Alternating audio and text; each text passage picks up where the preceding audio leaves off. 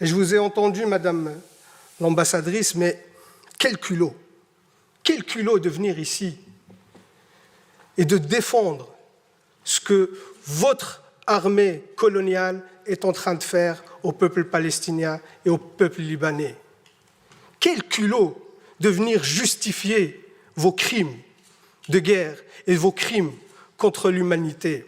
Où est passée votre humanité, Madame l'ambassadrice, pour venir ici justifier ces atrocités? Parce que vous avez montré des vidéos, vous avez vu ça?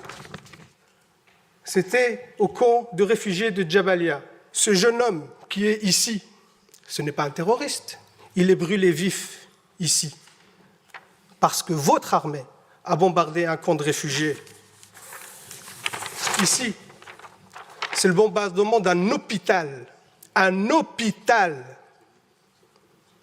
avec des victimes civiles.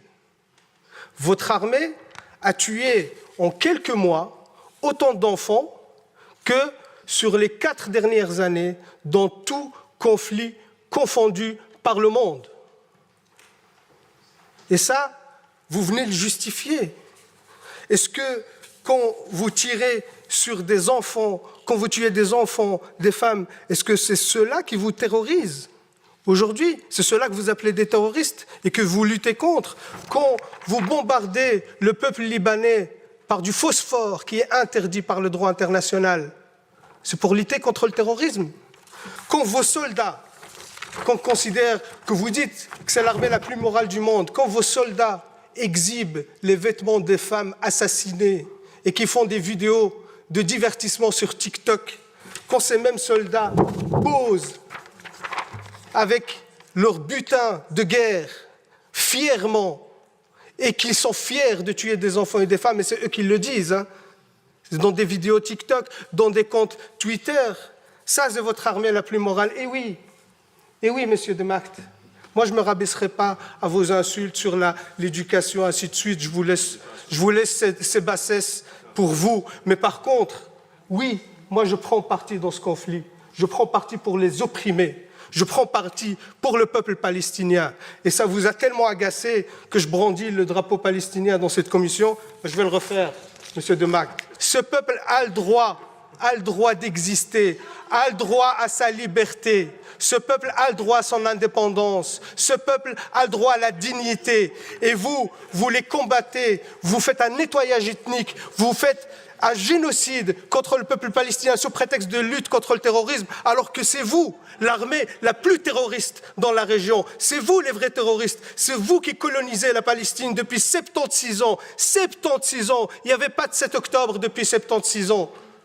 Toutes les résolutions de l'ONU que vous avez violées, vous ne respectez aucun droit international. Vous êtes un État voyou, même au sein de l'Assemblée nationale de l'ONU. Les autres États, ils quittent la salle quand votre Premier ministre, le chef d'un gouvernement d'extrême droite, prend la parole. Les autres États quittent la salle parce que vous êtes devenu un État paria et vous osez encore venir ici nous balancer vos salades pour dire que ce que vous faites est justifié. Comment vous pouvez justifier l'injustifiable? Comment vous pouvez justifier le génocide? Comment vous pouvez justifier les crimes de guerre? C'est inacceptable et inadmissible, Madame l'ambassadrice, de venir ici nous raconter ces salades. C'est inacceptable. Et par respect au peuple palestinien, je leur réitère ici tout mon soutien, et je leur demande de pardonner notre pays qui n'est pas à la hauteur de la situation, parce que jusqu'à aujourd'hui, 0 sanction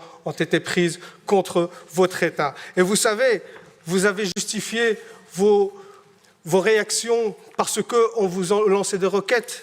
Une autre étude sur les attaques en jaune, les attaques libanaises, en mauve, les attaques israéliennes. Qui est le terroriste de la région? Vous êtes l'État terroriste et vous avez des comptes à rendre. Et c'est une honte aujourd'hui que vous restez encore impuni, qu'il n'y a aucune sanction contre vous. Je termine par là, Madame la Présidente, même s'il y a beaucoup de choses à dire, mais on est limité par le temps, mais je pense que l'essentiel a été dit. Et surtout, ce qui est encore honteux, qu'il y a encore des porte-voix et des porte-paroles dans ce Parlement qui soutiennent cette politique génocidaire, et ça, c'est inadmissible.